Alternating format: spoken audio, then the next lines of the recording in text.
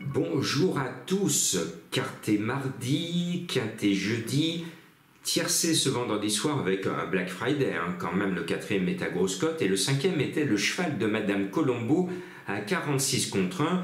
Je vous donne quand même le tiercé avec mon petit Odon, je l'aimais bien, il était à une cote de 13 contre 1 à ma grande surprise alors que c'était mon favori. Eh bien ce samedi on a quelques-uns des meilleurs 4-5 ans au départ, un joli petit quintet avec seulement 14 partants.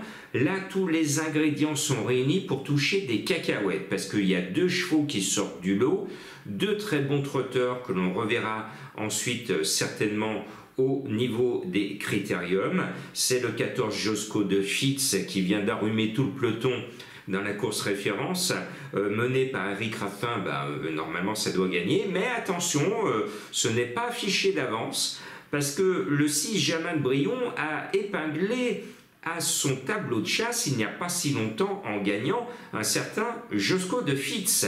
J'ai l'impression que depuis cette confrontation à l'avantage de Jamin de Brion, que Josco a monté d'une marche. Mais bon, on verra bien. En tout cas, on tient là les deux chevaux de la course pour toucher, dans le désordre, le tiercé, 2 €, pas plus. De quoi s'acheter quelques petites cacahuètes.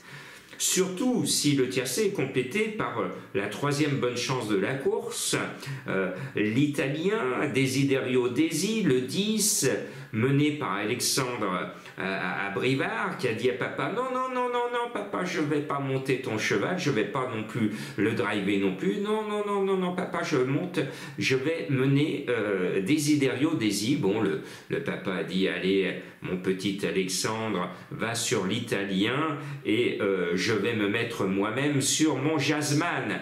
Voilà, c'est une histoire de famille. Donc, on joue, vous l'avez compris, Alexandre Abrivard qui drive ce numéro 10. Et puis, il nous a fait plonger, on a pris l'eau, on a bu la tasse avec mon chouchou, mon idole, Jéricho, le 13, la dernière fois. Je ne l'ai pas reconnu, moi qui le tiens en très très très haute estime. La dernière fois, ce Belge n'avait absolument pas la frite. J'ai eu droit à une douche froide, donc je suis un peu plus frileux, mais je l'aime toujours, je ne lui en veux pas. Je sais qu'il va se racheter avec Martens aux commandes.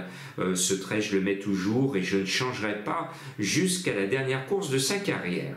Et puis, le cheval de Madame Colombo, vous avez vu, elle nous en sort régulièrement. Cela ne sera pas du 46 contre 1, mais pourquoi pas, une cote croustillante pour corser un peu les rapports avec du caviar, ou plutôt avec Caviarissime, le numéro 5 qui vient d'être acheté 300 000 €, 300 000 € pour passer sous les couleurs de l'écurie Brideau.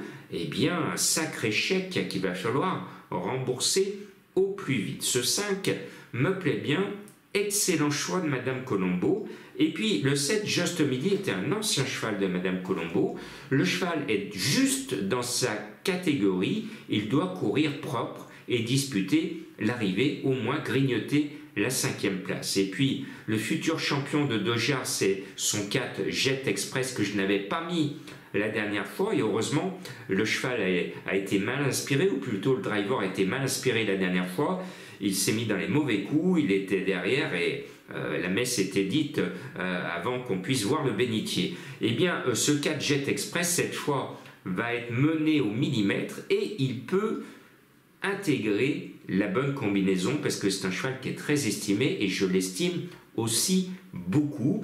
Et puis il va bien falloir qu'il y ait une grosse surprise, un cheval qui sort de nulle part. Donc je me suis dit, tiens, qui c'est que je pourrais mettre en 8e place comme sniper à grosse cote? Eh bien je vous ai trouvé du 40 contre 1, le 11 Capola de l'Épine. Eh bien ça sera peut-être l'épine dans le pied de ceux qui ne l'auront pas joué.